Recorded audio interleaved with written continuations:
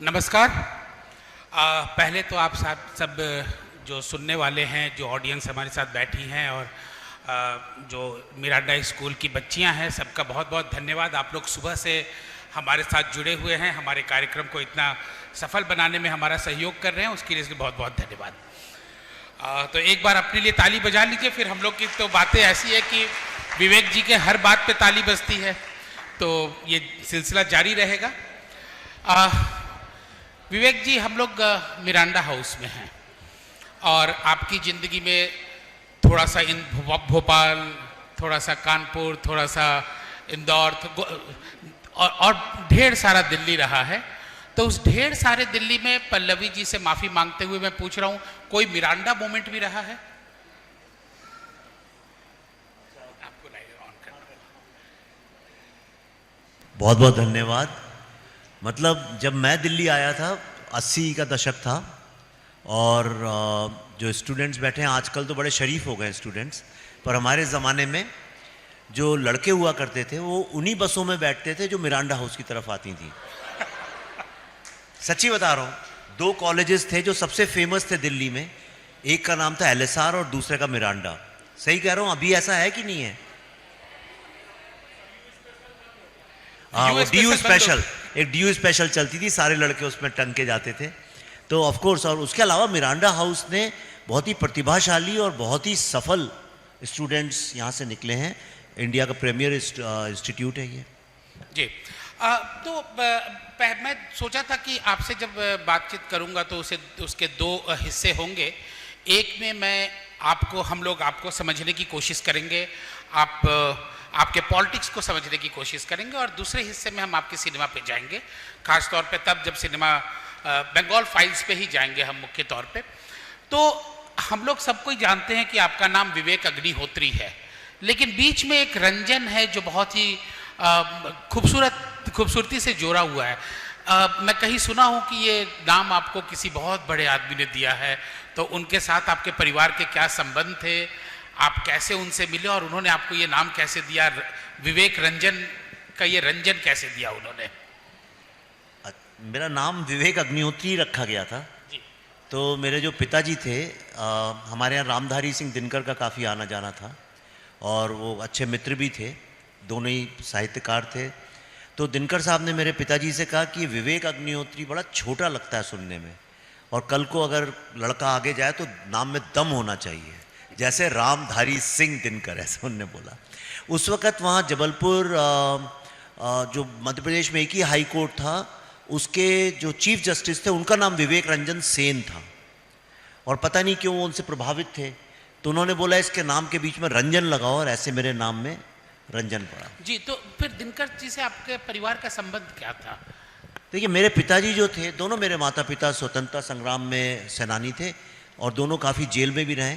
मेरे पिताजी संस्कृत के महानतम स्कॉलर्स में एक थे और हिंदी साहित्य में काफ़ी थे। हिंदी ग्रंथ अकेडमी के डायरेक्टर भी रहे हैं और हिंदी साहित्य अकेडमी के भी रहे प्रेसिडेंट।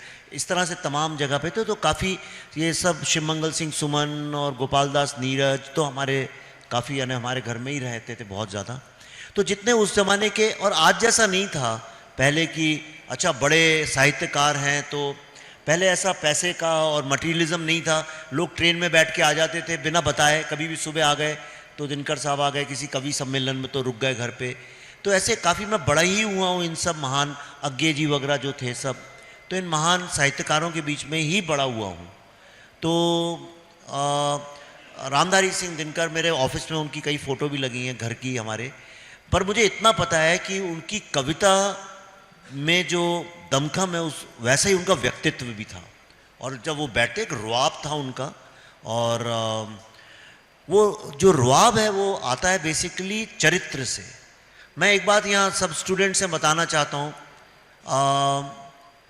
महान काम के लिए महान चरित्र बड़ा आवश्यक होता है।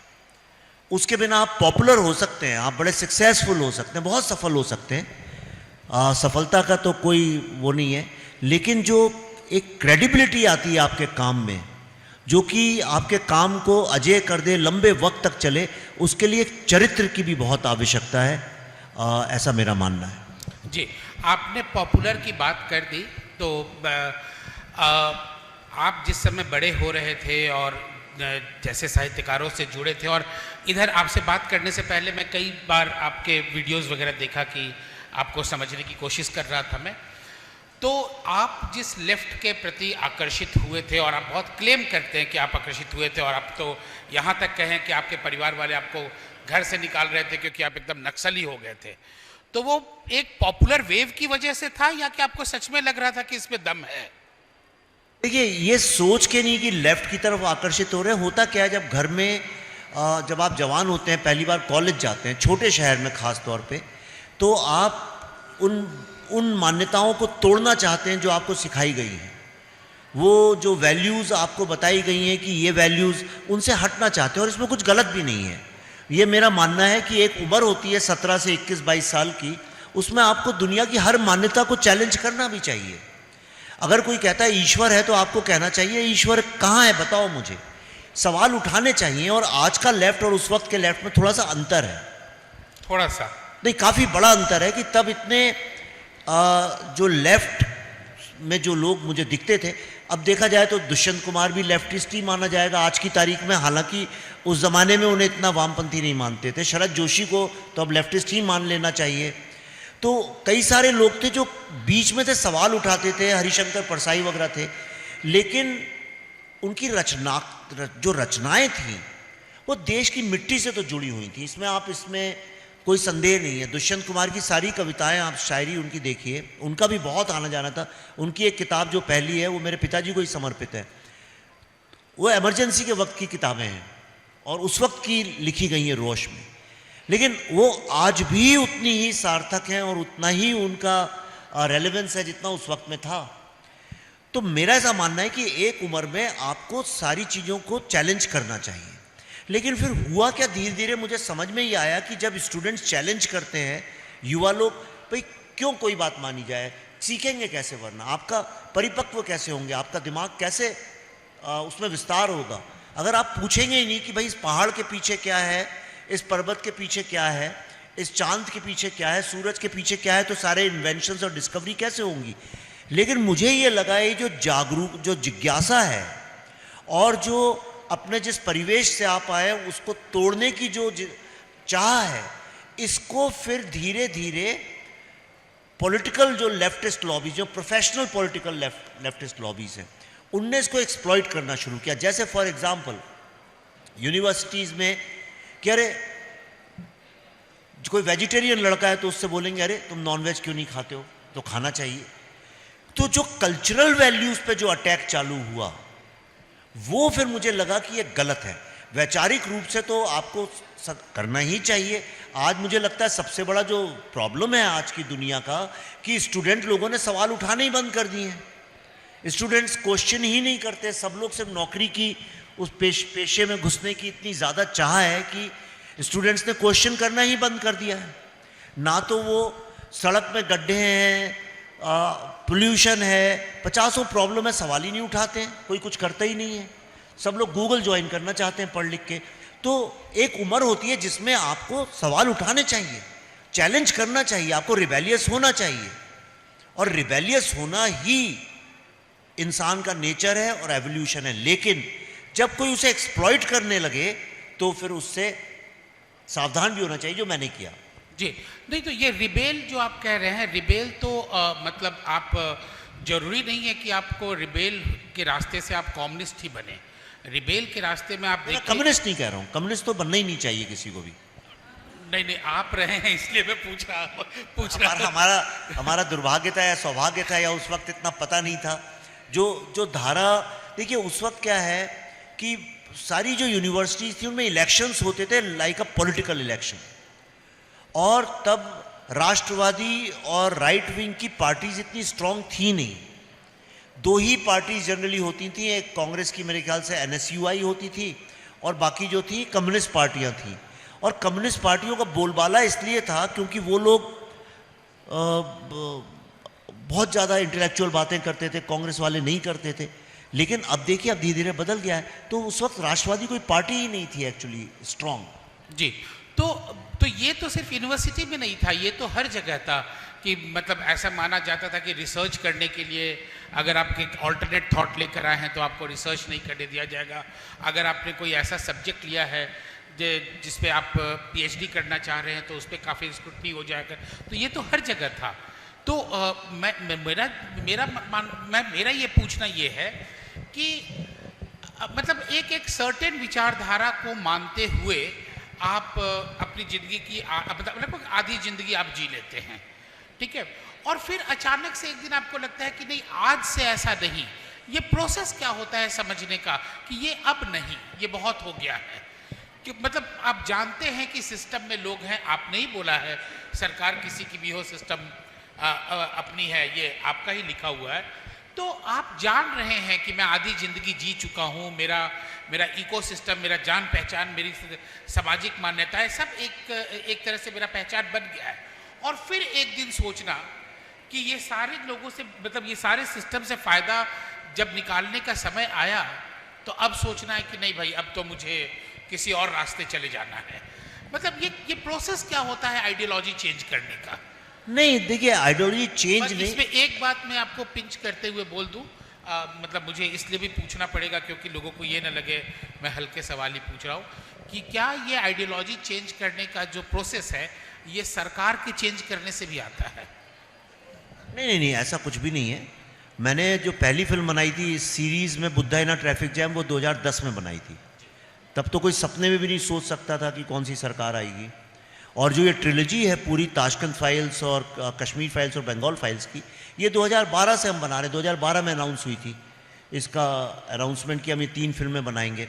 ऐसा कुछ भी नहीं है, उसके पहले से ही मेरी विचारधारा ऐसी थी। लेकिन वक्त बदलता है, समाज बदलता है, सिचुएशंस बदलती हैं और आदमी को बदलना भी चाहिए। क्यों नहीं बदलना चाहिए? अगर आप कल का भूला आज घर आ जाए तो ये तो अच्छी बात है, तो पुण्य का काम। स्वागत है, लेकिन ये मतलब मैं इस प्रोसेस को समझना नहीं, मुझे ऐसा लगा कि इंडिया में जो लेफ्टिस्ट वर्ग था वो एक्सप्लॉइटेटिव हो गया था। वो बात करता था ऑप्रेसर और ऑप्रेस्ड की, एक्सप्लॉइटर और एक्सप्लॉइटेड की, और खुद एक्सप्लॉइट करने लगा था सिस्टम को। दूसरा जो मेरे को सबसे अधिक जो प्रॉब्लम था उससे, कि हमारी जो हिस्ट्री है पूरी, हमारा जो एक कल्चरल बैकग्राउंड है, उसको ट्विस्ट करके उसको गलत तरीके से लोगों के सामने पेश किया गया। जैसे मैं आपको एक बड़ा सिंपल एग्जांपल देता हूं। मैं स्टूडेंट से पूछना चाहता हूं जो यहाँ बैठे हैं, आप सबने गंगा जमुना तहजीब के बारे में सुना है? किसने सुना है? तो कई लोगों ने सुना है। जिन्हें नहीं सुना उन्हें मैं बता देता हूं। गंगा जमुना तहजीब का अर्थ यह माना जाता है कि बेसिकली हिंदू मुस्लिम मिलके रहें और सब एक हैं, यानी गंगा जमुना दोनों को हम मानते हैं, गंगा को भी मानते हैं, जमुना को भी मानते हैं, और ये तहजीब है। पहली बात तो मुझे ये बताइए कि इन दोनों नदियों का धर्म किसने निर्धारित किया? पता नहीं, दिल्ली सल्तनत से गुजरी तो मुस्लिम, और कश्मीर के, और जब मथुरा से गुजरी तो कृष्ण, और फिर पता नहीं कब वो नहीं तो गंगा भी कई सारे मुगल इलाकों से निकलते हुए गई है, इसमें तो कोई शक नहीं है। लेकिन एक ये अर्ध सत्य, पूरा जो ये पूरे वर्ल्ड में जो लेफ्टिस्ट सिस्टम है ये अर्ध सत्य पे बना हुआ है। एक ऐसी लॉजिक देंगे कि उसके आगे के सवाल आप भूल जाएंगे। अब मैं आपसे एक सवाल पूछता हूं कि जब जमुना गंगा में मिलती है तो जमुना क्या बनती है?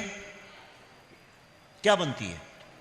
मतलब जब कोई भी, मतलब यमुना अगर गंगा में मिलेगी तो गंगा बन जाएगी। कोई भी नदी जब गंगा में मिलती है तो गंगा बन जाती है।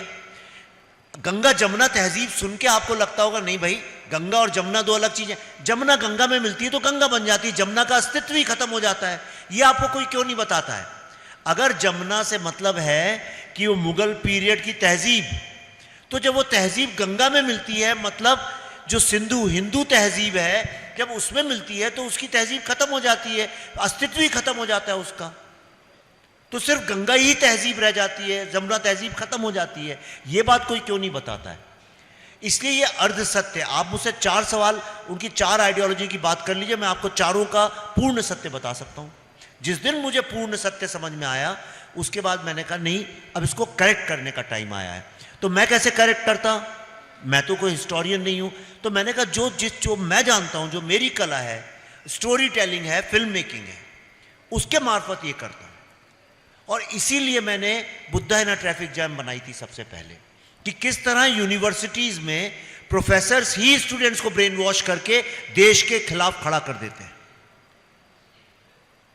और जब वो फिल्म रिलीज होने की बात आई तो सारी डिस्ट्रीब्यूशन कंपनियों ने मुंह फेर लिया। उनने मुझसे ये बोला भी, अरे मरवाओगे क्या यार। तब कोई ये मानता ही नहीं था 2010 में जब ये फिल्म बनी थी कि प्रोफेसर्स कभी स्टूडेंट को ब्रेन वॉश कर सकते हैं। और फिर क्या हुआ, 2014 के आसपास प्रोफेसर साईं बाबा दिल्ली यूनिवर्सिटी के थे, वो पकड़े गए। कितने सारे प्रोफेसर्स, ये तो फेमस लोग हैं, 70-80 तो मैं जानता हूं जो लोग पकड़े गए, जिनके ऊपर इंक्वायरी हुई।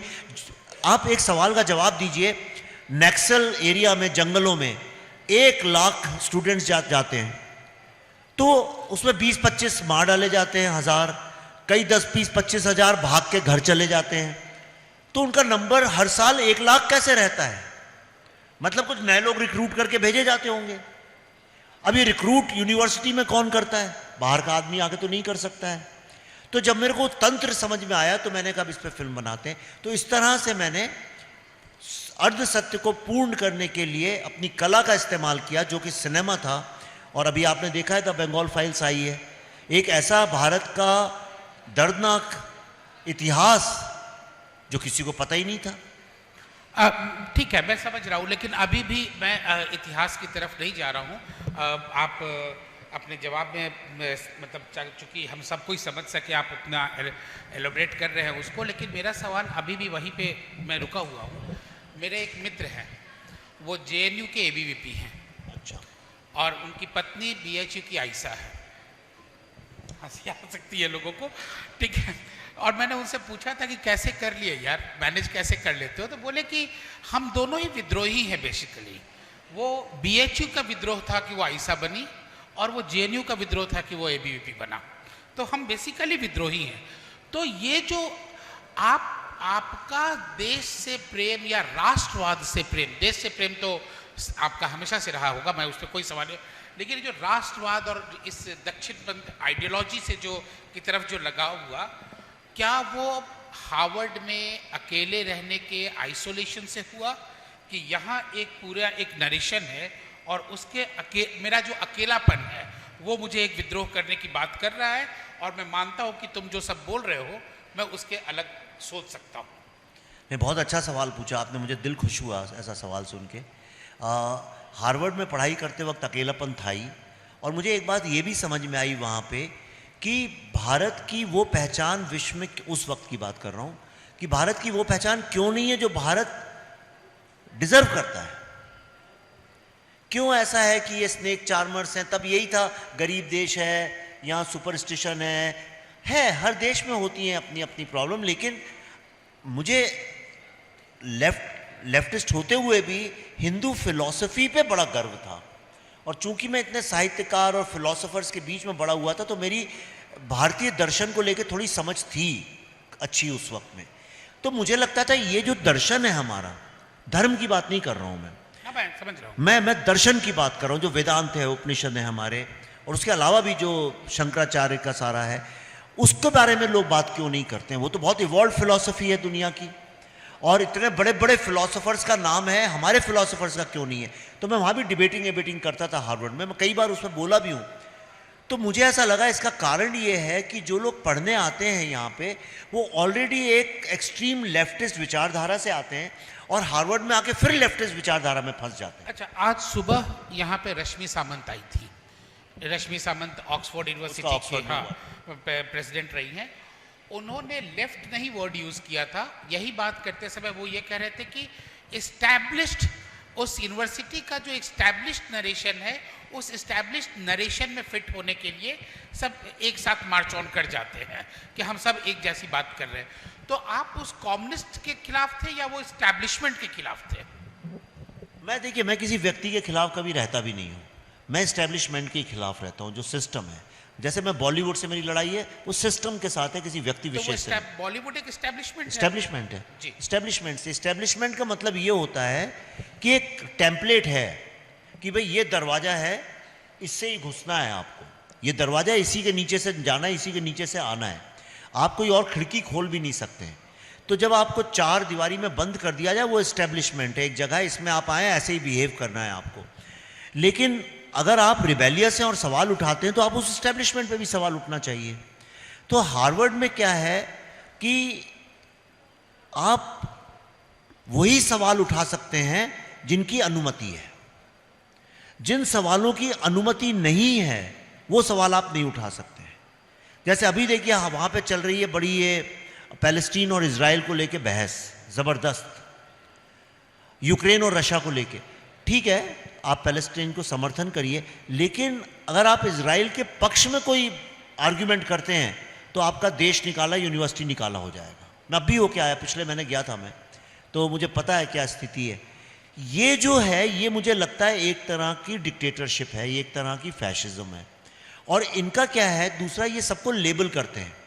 आप कुछ बोलेंगे, आपको बोल देंगे आप फैशिस्ट हैं, और खुद जबकि ऐसे ही हैं। तो ये मुझे एक्सपोज हो गया, मुझे समझ में आ गया। और दूसरा, मुझे ये भी समझ में आया कि ये जो पूंजीवाद से, कैपिटलिज्म से इंडिया इतनी ज़्यादा लड़ाई लड़ रहा था मेरे वक्त में, आज तो नहीं लड़ रहा है, उस वक्त में ये था कि रईस है, गलत आदमी है, बिजनेस करता है, गलत आदमी है, इंडस्ट्री लगाता है, गलत आदमी है। क्योंकि लाइसेंस राज था और लाइसेंस लेने के लिए हर तरह का हथकंडा लोग अपनाते थे जी। तो जो भी अमीर हो रहा था लोग उस पर सवाल उठा रहे थे जी। वो भी एक सिस्टम का हिस्सा था। हाँ, तो लेकिन मुझे ये भी समझ में आया कि बिना इंडस्ट्री के देश कहीं जा भी नहीं सकता है। तो इसलिए फिर वहाँ से मेरी विचारधारा बदली और मुझे समझ में आया कि एक राष्ट्र को चलाने, एक समाज को चलाने के लिए आपको जब तक अपने राष्ट्र पे विश्वास नहीं होगा, जब तक आपको एक होप नहीं होगी, उसको लेके गर्व नहीं होगा, तब तक वो राष्ट्र आगे बढ़ नहीं सकता है। और ये लोग क्या करते हैं, राष्ट्र के लिए जो आपका गर्व है, राष्ट्र को लेके जो आपका एक भावनाएं हैं, उसमें डाउट क्रिएट करते हैं। तो अगर आप सारी जिंदगी सिस्टम, जो भी आपका राष्ट्र का सिस्टम, उस पर डाउट ही करते रहेंगे सारी जिंदगी और उसमें मीन मेक ही निकालते रहेंगे, तो पूरी सोसाइटी एक नेगेटिविटी से ग्रस्त हो जाती है। और जब सोसाइटी नेगेटिविटी से ग्रस्त होती है तो वो फिर वो धीरे धीरे कमज़ोर पड़ने लगती है, उसका जो संकल्प है वो कमज़ोर पड़ने लगता है। जैसे कोई बच्चा है, वो कुछ करना चाहता है, अब आप उसके दिमाग में डाउट डाल दीजिए। अगर कोई संगीतकार बनना चाहता है, कोई कलाकार बनना चाहता है, आप कहिए अरे इसमें कमाई कैसे होगी, अरे ऐसा कैसे होगा, जब तक वो नहीं, तो क्या है, धीरे धीरे उसकी जो आकांक्षाएं हैं, जो उसका संकल्प है, वो कमज़ोर पड़ता है। और यही भारत के साथ हुआ। भारत की जो कलेक्टिव कॉन्शियसनेस थी वो कहीं ना कहीं एक हारी हुई, पिटी हुई कॉन्शियसनेस हो गई थी, इसको डिनाई नहीं कर सकते हैं। वो अब मैं बोलूँगा तो बड़ा विवाद हो जाएगा, लोग उसे गलत तरीके से करेंगे, लेकिन इसमें भी कोई शक नहीं है। मैं इस तरह से बोलूँगा कि फ़र्क क्या आया 2014 के पहले और अभी, क्या फ़र्क आया। 2014 के पहले भारत में कैन नॉट डू कल्चर था, कांट डू, कुछ भी बोलो साहब ये हो नहीं सकता। आज हो रहा हो ना हो रहा हो, लेकिन एक कैन डू कल्चर डेफिनेटली आया है, हाँ ये हो सकता है। और वो इसलिए आया है क्योंकि देश के लिए एक दृढ़ संकल्प और आकांक्षाएं देश को आगे ले जाने की कलेक्टिव कॉन्शियसनेस में आ गई हैं, जो लेफ्टिस्ट आइडियोलॉजी से आ नहीं सकती। जी। लेकिन मैं भी मतलब यूनिवर्सिटी अच्छे अच्छे कैंपस में रहा हूँ, मेरी पढ़ाई लिखाई वैसी रही है, लोगों से बात करने का बहुत मौका मिला है और मेरे यहाँ कई मित्र बैठे हैं जो मान सकते हैं कि मैं बहुत बहसबाज आदमी रहा हूँ। तो एक बहस हमेशा आता है जब भी आप इस तरह की बात कर रहे होते हैं कि हाँ ठीक है, मैं मानता हूँ कि इतिहास को एडिट किया गया लिखते समय, लेकिन उसके साथ साथ एक दलील ये दिया जाता है, सफाई ये दी जाती है कि हम लोग लहूलुहान देश थे, बंटवारा हो गया था, समाज में भी लगभग बटाई हुआ था। ऐसा नहीं था कि भाई एक बंटवारे के बाद राइट नहीं हुआ, लगातार राइट चल रहे थे, उस समय और भी ज़्यादा थे। तो एक ऐसे इतिहास लिखने की ज़रूरत थी जिसमें घटनाओं का जिक्र तो हो, लेकिन घटनाओं का जिक्र उतना ही हो जिससे कि समाज पे और देश के नेशन बिल्डिंग पे असर ना पड़े। तो ये सुन के कभी कभी लगता है बात तो सही कह रहा है, होता है घर में भी आदमी कहता है अच्छा छोड़ो ना, बड़ा भाई मार दिया तो क्या हुआ, तुम्हारा दादा ही तो है, रहने दो यार, चलो तुम दोनों बैठ के खाना खाओ साथ में, इस तरह की बातें होती है।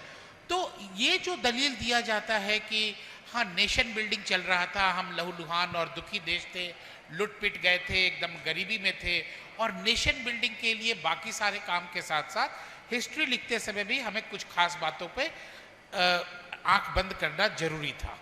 इस पे आप क्या कहते हैं?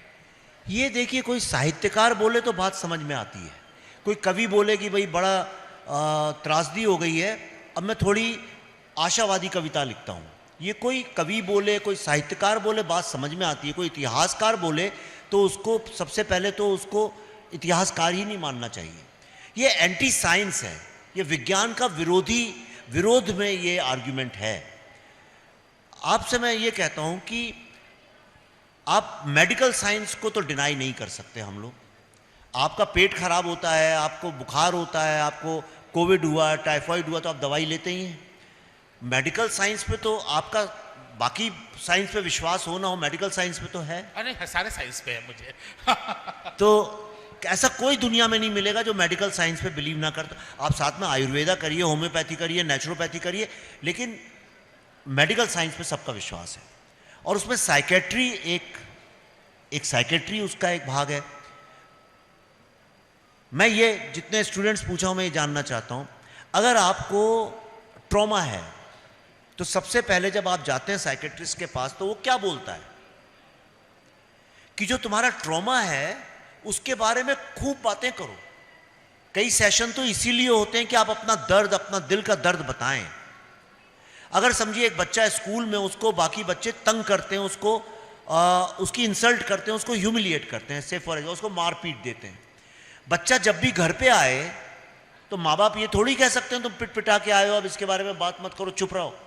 आपको ट्रोमा को एक स्थान देना पड़ेगा, और जब तक आप अपने ट्रॉमा के बारे में बात नहीं करेंगे तब तक वो ट्रॉमा हील नहीं होगा।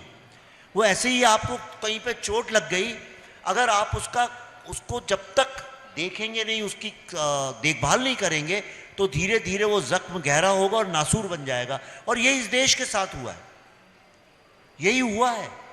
मेरी फिल्म में यही तो सवाल उठाया है हमने। जी बिल्कुल उठाया है। मेरा इतिहास को लेकर एक और आखिरी सवाल पूछूंगा, उस पर आपका विचार जानना चाहूँगा। आप कह रहे हैं कि बातें करना, मतलब हिस्ट्री दो जगह होती है। एक हमारे यूनिवर्सिटी के लाइब्रेरीज में हिस्ट्री है, मैं वैसे हिस्ट्री की बात कर रहा हूँ जिस पे रिसर्च है, या जिस पे मैं उपन्यास में लिखे हुए हिस्ट्री की बात नहीं कर रहा हूँ जो सेकेंडरी सोर्स से बनता होगा। एक यूनिवर्सिटी की हिस्ट्री है, एकेडमिक हिस्ट्री है, जो हमारे बच्चे पढ़ते हैं, स्कूल में पढ़ाया जाता है, और उसमें किसी को ग्लोरीफाई किया जाता है। अगर हीरोइक हिस्ट्री लिखा जा रहा है तो अगर उसे हम किसी इंसिडेंट की तरह लिखते हैं तो उस इंसिडेंट का इम्पोर्टेंस दिखाने के लिए या कम या ज़्यादा करने के लिए उस तरह से हिस्ट्री लिखा है। और वो एक रिसर्च का हिस्ट्री है, लोगों ने रिसर्च किया है, बिब्लियोग्राफी लिखा है, उसे सब कुछ सपोर्ट किया है। एक हिस्ट्री होता है जो मेमोरी का हिस्ट्री है, जिसे वर्बतिम का हिस्ट्री कहा जाता है। और अगर मैं बाहर निकल जाऊं और किसी ऑटो रिक्शा वाले से, मतलब वो भी पढ़ा लिखा होता है लेकिन एक अनपढ़ ऑटो रिक्शा वाले से मैं जाके पूछूं कि औरंगजेब को लेकर तुम्हारा क्या ख्याल है, तो वो बहुत कुछ नहीं बोलेगा, तो फिर भी बोलेगा अरे बड़ा फालतू आदमी था, बहुत कट्टर था, दो चार लाइन तो वो बोल ही देगा। उसको किसने बताया? उसके पिता ने। उसको किसने बताया? उसके दादा ने। उसको किसने बताया? उसके दादा ने, जो उस समय मौजूद थे। वो मेमोरी से हिस्ट्री चला आ रहा है। बेशक लिखने वालों ने नहीं लिखा, लेकिन बताने वाले ने तो बताया। तो हम तो बात करते रहे हैं। अब इस बात करने को हम कितनी देर तक और कितनी बड़ी बात बनाकर बात करते रहे, ये बहुत इंपॉर्टेंट सवाल है, क्योंकि इतिहास में सही गलत हुआ है, लेकिन हम कितनी देर तक उस पर बात करें। इसके बाद हम आपकी फिल्म पे बात करने आ जाएंगे। अब कितनी देर का तो देखिए कोई ऐसा साइंटिफिक पैरामीटर नहीं है, लेकिन एक बार तो बात होनी ही चाहिए। तो मैं तो एक ही बार बात कर रहा हूँ, मैं तो कोई 10 बार कर नहीं रहा हूँ उसके बारे में। सवाल ये है कि देखिए, इस देश का दुर्भाग्य, यंग लोग बैठे, मैं आपको बताता हूँ एक बात। ये जो सवाल है ये मुझसे आपने तो बहुत अच्छे तरीके से पूछा है, पर आजकल फिल्म रिलीज़ होती है तो तरह तरह के पत्रकार हैं, ख़ास तौर पे टीवी चैनल्स में बैठे बहुत पत्रकार हैं।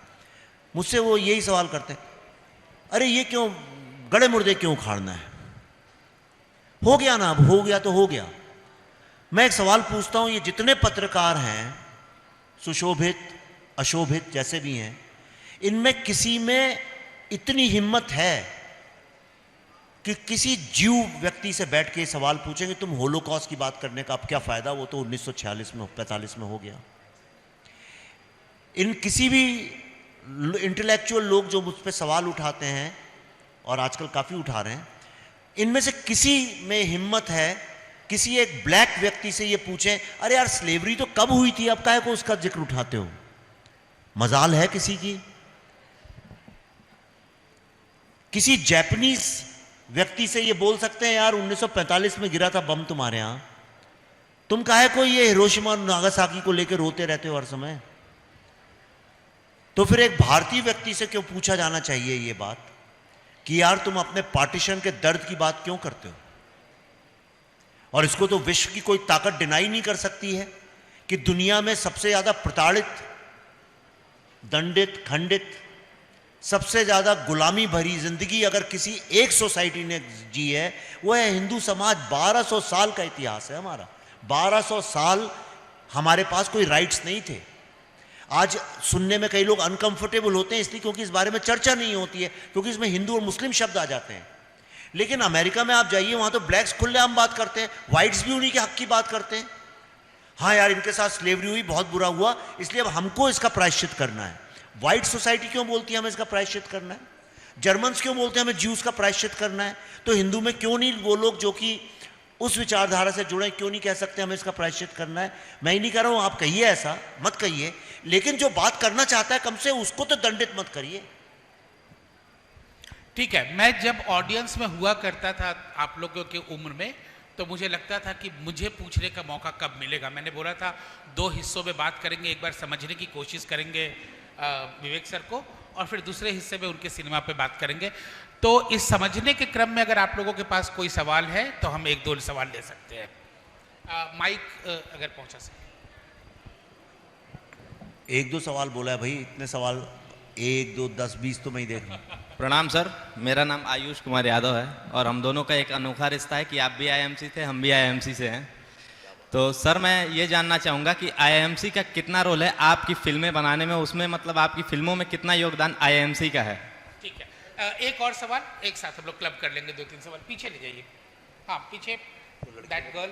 हाँ मैं नमस्कार सर, मेरा नाम मानवी रंजन है। मेरा सवाल आपसे ये है कि जिस तरीके की पिक्चर्स आप रिलीज़ करते हैं, जैसे जो फाइल्स ट्रियोलॉजी जो आपने 3 पिक्चरें निकाली, and I think Bollywood industry में बहुत कम लोग हैं जो ऐसी पिक्चरें निकालते हैं जो एक्चुअली में सच्चाई दिखाती है। तो जब आप ऐसी फिल्म्स रिलीज़ करते हैं, आपका मेन आइडिया या जो पर्पस होता है कि ऑडियंस तक ये चीज़ पहुँचे, वो एक्चुअल मीनिंग वो आपके नज़रिए से क्या है? एंड एज एन ऑडियंस जब हम वो पिक्चर्स देखते हैं, हमारा मेन टेक अवेज क्या होना चाहिए? ठीक है, एनी मोर क्वेश्चन? एक यहाँ पे है, हाँ पूछ लो बेटा। नमस्कार सर, मेरा नाम राजन्या है। मैं खुद बंगाल से हूँ और मेरी फैमिली ने वो सब देखा है जो फिल्म में दिखाया गया है। मैं आपसे 2 प्रश्न पूछना चाहती हूँ। पहला कि ताशकंद और कश्मीर के बाद आपने बंगाल की कहानी को ही क्यों चुना? और सेकंड ये है कि आपका सोर्स ऑफ इंफॉर्मेशन क्या आप खुद थे और आपने कुछ खुद देखा और किसी और से जाने? तो हाँ, एक इनका बस फिर हम लोग। Hello sir. हेलो सर, मेरा नाम उत्कर्ष है। सर मेरा सवाल है कि इसी क्रम में काफ़ी हिस्ट्री के ऊपर काफ़ी बातें हुई, तो क्योंकि अभी बॉलीवुड के अंदर एक ट्रेंड है बायोग्राफीज़ बनाने का, वेदर हिस्टोरिकल पर्सन का हो या किसी का भी हो, रियल लाइफ आदमी, क्या कभी आपके मन में ये ख्याल आया कि किसी एक शख्स का जो हिस्ट्री में रहा है मैं उसकी बायोग्राफी बनाऊं? और अगर वो शख्स कोई रहा है तो उसके बारे में बताइए, और क्यों ये ख्याल आया होगा या आना चाहिए ये? ठीक है, हम फिर सवाल के लिए आएंगे, आप बता दें। तो सबसे पहला सवाल आपने कहा आईएमसी का क्या योगदान है। उसका नाम Indian institute of mass communication है। तो सबसे पहली चीज़ वहाँ से सीखी मास कम्युनिकेशन। तो मैं मास कम्युनिकेशन ही करता हूँ, चाहे यहाँ बैठ के बात कर रहा हूँ या मैं स्पीचेस देता हूँ या लेख लिखता हूँ या मैं पॉडकास्ट करता हूँ या फिल्म बनाता हूँ। मेरा आइडिया यही है कि जो ऐसे विषय हैं जिन पे सवाल नहीं उठते या जो टैबू सब्जेक्ट्स हैं, उनको कॉम्प्लेक्स आइडियाज़ को, जो बड़े कठिन सवाल हैं, कठिन चीज़ें हैं, उनको कैसे सिंपल करके आम आदमी तक पहुँचा दूँ। तो अगर वाल्मीकि की रामायण है तो कैसे उसे तुलसी की रामचरितमानस बना के जन जनार्दन तक ले जाओ, ये मेरी कोशिश। और ये मैं अगर वहाँ नहीं जाता आईएमसी में तो शायद सीखता भी नहीं इस बात को। दूसरा, आपने मुझसे पूछा बंगाल से आप हैं, तो देखो इंस्पिरेशन नहीं था, इसके पीछे दर्द था।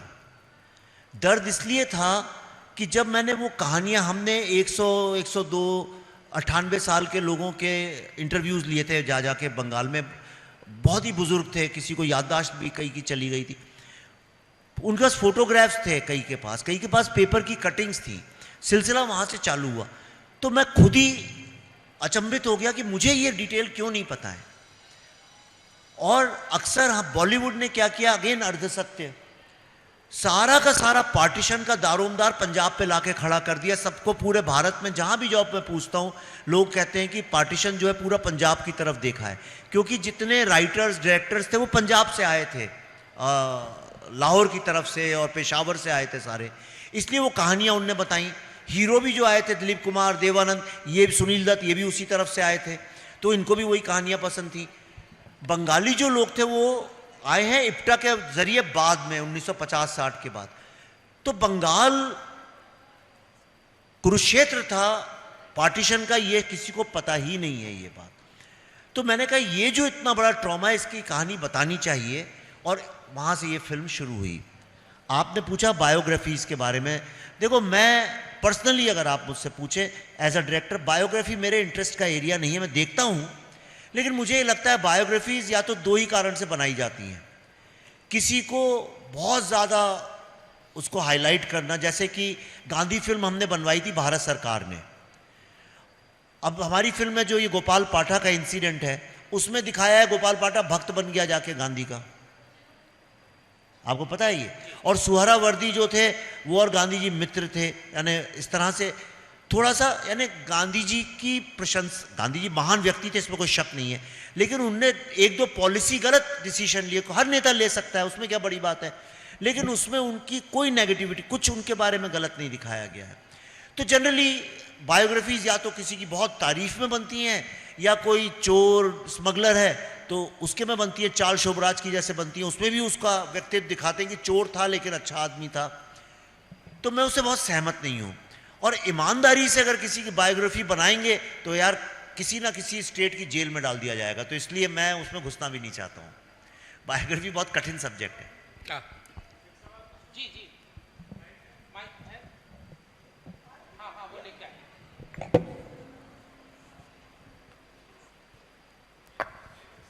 विवेक जी, आप नमस्ते, मेरा नाम अनंत विजय है। आप फिल्म बनाते हैं या एजेंडा लागू करना चाहते हैं? सीधा सवाल पूछता हूं आपसे। और क्यों? ये सवाल मेरे मन में इसलिए आया, ये सवाल मेरे मन में इसलिए आया कि पहले आपने दिल्ली फाइल्स की घोषणा की थी और हम सब लोग प्रतीक्षा कर रहे थे कि आप 84 के दंगों पर हुए अत्याचार पर फिल्म बनाएंगे। अचानक से एक दिन वो पोस्टर बदलता है और वो बंगाल फाइल्स हो जाता है। तो कहीं ऐसा नहीं लगता कि बंगाल के चुनाव आने वाले हैं, विधानसभा, तो उसी से ध्यान में रखते हुए आपने ये बंगाल फाइल्स बना दी?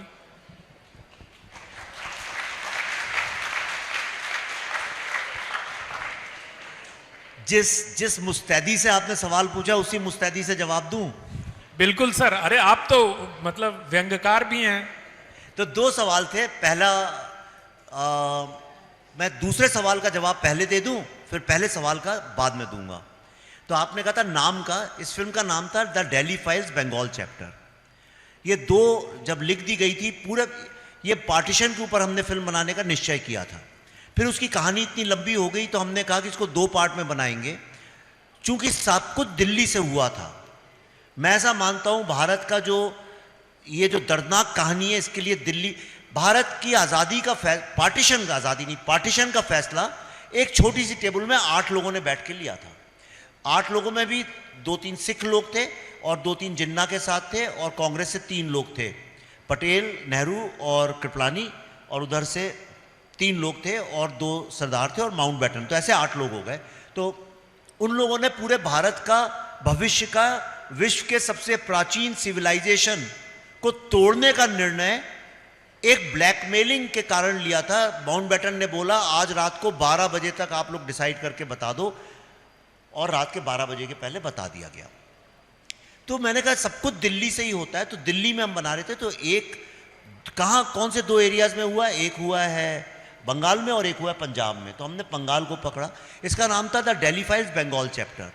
और लेकिन जब इसका कम्युनिकेशन शुरू किया हमने, तो सब लोग यही कहने लगे अच्छा सिख राइट्स के बारे में है। वो बंगाल चैप्टर को लोग छोड़ रहे थे। तो हॉलीवुड की तरह से हमारी ऑडियंस शायद, मुझे ऐसा लगा, इसको नहीं समझ पा रही है।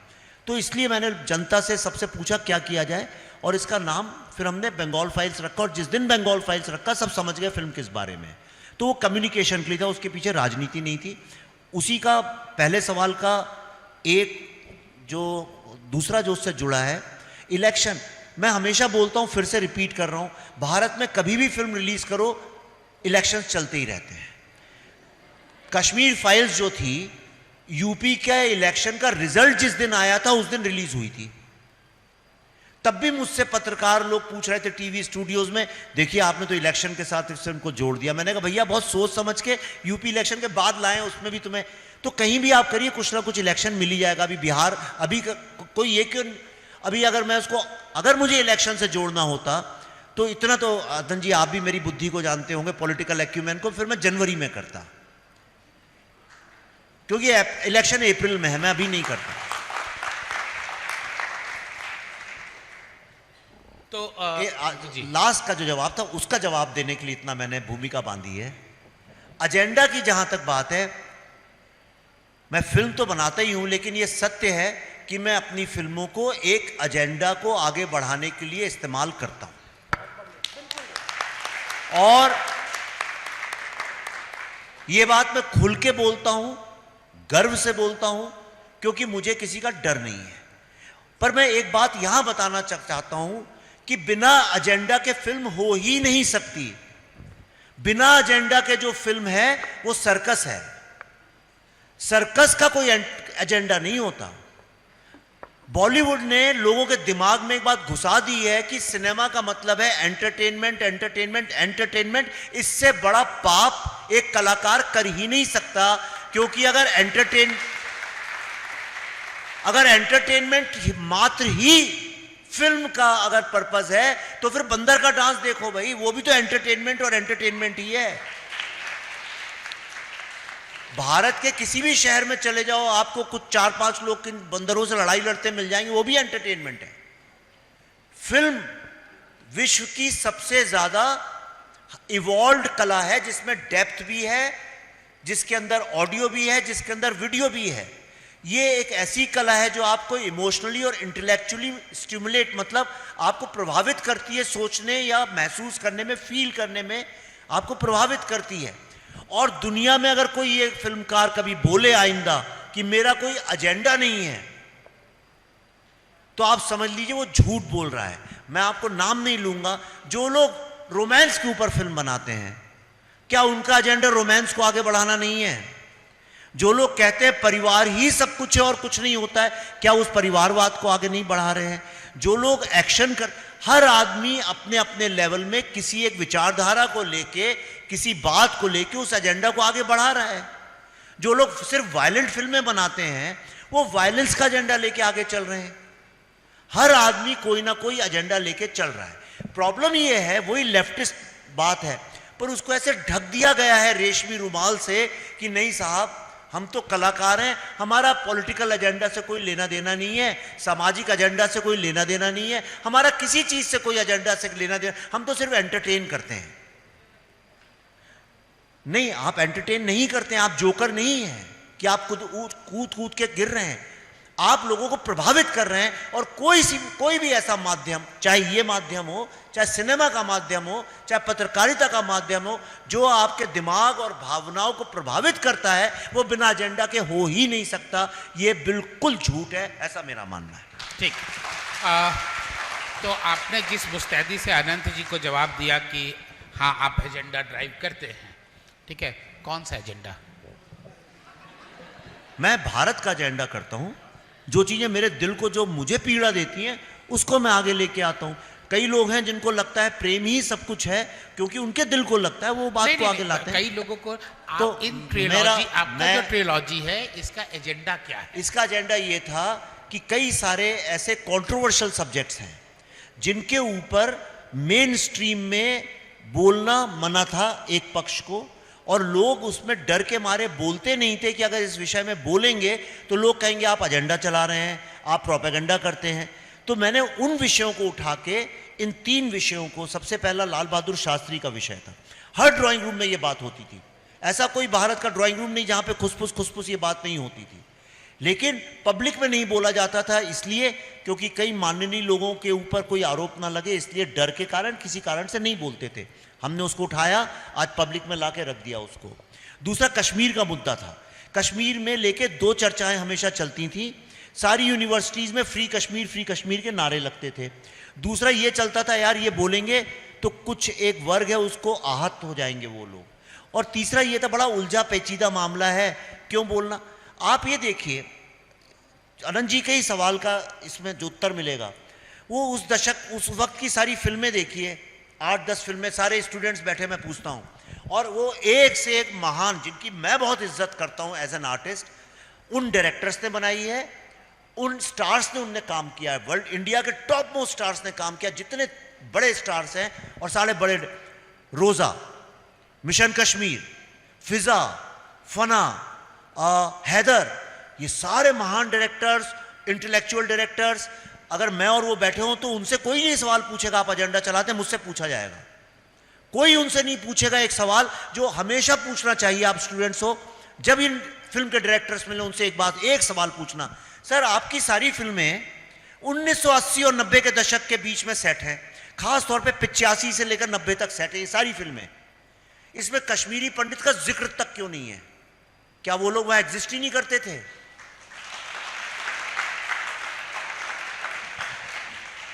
और दूसरी बात तो उनसे जरूर पूछना, मेरे बिहाफ पे कहना, विवेक सर पूछ रहे थे कि आपने अपनी फिल्मों में टेररिस्ट लोगों के प्रति सिंपैथी दिखाई है कि कोई भी व्यक्ति टेररिस्ट क्यों बनता है? क्योंकि उसके साथ सरकार ने अत्याचार किया। आपने टेररिस्ट का पॉइंट ऑफ व्यू दिखाया, तो क्या आप टेररिस्ट का एजेंडा चला रहे थे? क्या आप लोग टेररिस्ट लोगों का प्रोपेगेंडा कर रहे थे? ये लेफ्टिस्ट एक स्कैम है कि उनने ऐसा ढक दिया इसको कि हम तो देखिए बेचारे टेररिस्ट लोगों का वो कर रहे हैं। मैं एक सवाल पूछता हूं, इन सारी फिल्मों में दिग्गज नेशनल अवार्ड विनिंग डायरेक्टर्स ने एक विचारधारा सामने रखी है कि कोई भी आदमी टेररिस्ट इसलिए बनता है, बंदूक इसलिए उठाता है क्योंकि समाज उसके साथ अत्याचार करता है। अगर यह लॉजिक सही है तो हर महिला को, हर दलित को और हर गरीब आदमी को इस देश के बंदूक उठा के टेररिस्ट नहीं बन जाना चाहिए। और पीड़ित कौन था? सॉरी मैडम एक मिनट, और कश्मीर के मुद्दे में पीड़ित कौन था? हाँ सर पे खड़ी होगी तो थोड़ा मैं प्रेशर में। आप मुझे ये बताइए, कश्मीर के मुद्दे में पीड़ित कौन है? जो लेफ्टिस्ट लोग ऑप्रेसर और ऑप्रेस्ड की बात करते हैं उसमें ऑप्रेस्ड कौन है? कश्मीरी पंडित।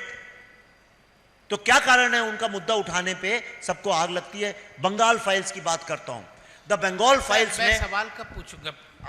सॉरी मैं थोड़ा नहीं, ये देखिए मैं दिल से बोल रहा हूं, बिल्कुल आपका पैशन एकदम दिख रहा है सर। मैं समझना चाह रहा था और मैं चाहता हूं कि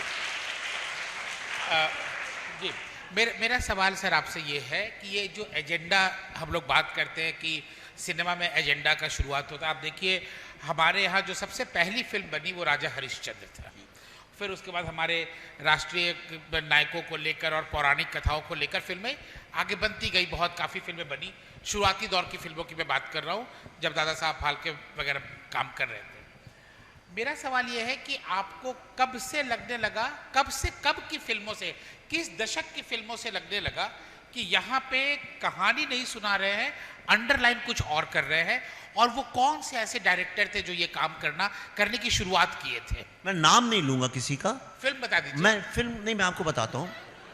अमिताभ बच्चन के अगर एक मोटा मोटी बात कर रहा हूँ, ऐसे तो बीच में गोविंदा बहुत सारे लोग हुए, पर मैं बाहर डिवाइड करता हूँ pre NRI films and post NRI films, मतलब लिबरल इकोनॉमी के पहले की फिल्म। हाँ, अमिताभ बच्चन की फिल्में लीजिए, सलीम जावेद, आपका मतभेद हो सकता है लेकिन सलीम जावेद की भी फिल्में आप देख लीजिए, यानी मैं मेन लोगों के नाम ले रहा हूं, ऐसे बहुत लोगों का कंट्रीब्यूशन, उन सबकी फिल्मों में आपको भारत के समाज से जुड़ी फिल्म मिलेगी।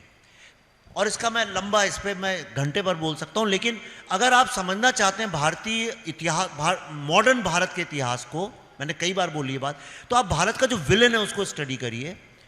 आपको मिलेगा कि जो विलेन है वो या तो जमींदार था, इंडस्ट्रियलिस्ट था, मिल का मालिक था, स्मगलर था, या पुलिस ऑफिसर था, या वो पॉलिटिशियन था, एमएलए था। अमिताभ बच्चन आज के एमएलए में जाके विधानसभा में जाके सबको मार देते हैं। और जो हीरो था वो हमेशा एक कॉमन मैन था, टीचर का बेटा, किसी क्लर्क का बेटा, किसान का बेटा, मजदूर का बेटा, कहीं वो जमीन से जुड़ा आदमी है जो कि खड़ा होता है और विलन का विनाश करता है।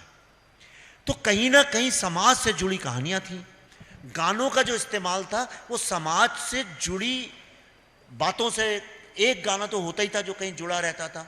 लिखने वाले जो थे उनको भाषा का भी ज्ञान था। सारा बीच में एक ट्रांजिशन फेज आया जबकि साउथ इंडियन फिल्म कॉपी होने लगी, तो किसी उनको डायलॉग अलग आते नहीं थे, तो इसलिए वो हिंदी में किसी को भी रखते थे और वहां से फिर कादर खान साहब आए। लेकिन सारा प्रॉब्लम ये चालू हुआ जब सेकंड जनरेशन आई इन्हीं फिल्म मेकर्स की, ग्रेट फिल्म मेकर्स की, चाहे यश साहब हों, यश चोपड़ा हों, या जौहर साहब रहे हों, जीपी सिप्पी साहब रहे, उनकी फैमिली के लोग, और जो पुराने जितने भी थे, जब ये एनआरआईज को कैटर करने के लिए फिल्में बननी चालू हुई हमारी, वहां से क्या हुआ कि उन फिल्मों से फिर धीरे धीरे हीरो जो है वो एक आम आदमी भारतवासी का बेटा होने की बजाय एनआरआई बन गया, और फिल्म में से विलन गायब हो गया। विलन बन गया हीरोइन का बाप। और एनआरआई ऑडियंस को कैटर करने के लिए, क्योंकि ये जो नई ब्रीड थी, इनको धरती के बारे में, कुछ भारत के बारे में पता नहीं था, ये कैटर करने लगे फैशन इंडस्ट्री को, ये करने लगे भांगड़ा इंडस्ट्री को। तो इस तरह से धीरे धीरे, और राइटर्स की इसमें फिर वैल्यू खत्म हो गई, क्योंकि वो जो डायरेक्टर था यंग, वो बाहर से आया था, वो कहता था ये तुम समझते नहीं हो भाई, मेरी जो ऑडियंस है वो कुछ और है। और वाकई में वो राइटर नहीं समझता था। राइटर हो गया दरकिनार, उस तरह के डायरेक्टर्स हो गए दरकिनार, वो लिरिसिस्ट हो गए दरकिनार, वो म्यूजिक डायरेक्टर्स हो गए दरकिनार। सारा का सारा बोलबाला फिर इन लोगों का हो गया। और इन लोगों, उसी वक्त में कुछ ऐसा संयोग हुआ कि कॉर्पोरेट्स आ गए और दोनों एक दूसरे की भाषा, खगी जाने खग की भाषा, दोनों एक दूसरे की भाषा समझने लगे, और जो आम आदमी है उसकी भाषा से दूर वो आपस में बातचीत करने लगे और खुश होने लगे। यही कारण है कि आज लोग फिल्में नहीं जा रहे हैं। ये जो कहते हैं ना ओटीटी के कारण नहीं जा रहे हैं, ये बिल्कुल गलत बात है। ओटीटी के कारण कितना ड्रॉप हो सकता है भाई? ओटीटी का ही पेनिट्रेशन जब भारत में नहीं है, ओटीटी में अभी 4 दिन पहले ही मिला था, वो खुद ही दुकान बंद करने के बारे में सोच रहे हैं। 3 ओटीटी जो 2 बचे हैं, वो खुद ही अपनी दुकान बंद करने के चक्कर में लगे हुए हैं। भारत से हो सकता है 1-2 साल में बंद ही कर दें, क्योंकि ग्रो ही नहीं कर रहा, उनका मार्केट डिक्लाइन हो गया है। जो उनके शोज को पहले जब 5-5, 10-10 करोड़ रुपए मिलते थे, आज वो 30-30, 40-40 लाख में बनवाने में लगे हैं। उससे ज्यादा तो टीवी देता है पैसे। सर तो ये 2000 का जो है जी, आप ये सारी बातें कर रहे हैं ना, यहाँ बैठे बैठे मुझे किसी की याद आ गई। किसकी याद? अब नाम मैं भी नहीं बोलूँगा, बता दूंगा, सब समझ जाएंगे, ठीक है। वो भी आप ही की तरह आक्रोश में ये कॉरपोरेट और ये एनआरआई फिल्मों को जबरदस्त गाली दिया और बॉम्बे वेलवेट के चक्कर में फंस गया। वो ठीक है, ठीक है सर, मुझे डर लग रहा है कहीं राइट विंग का अनुराग कश्यप उधर ही तो नहीं नहीं, जाएगा। मैं वैसा नहीं हूं बिल्कुल भी। मैं प्रसाद कश्यप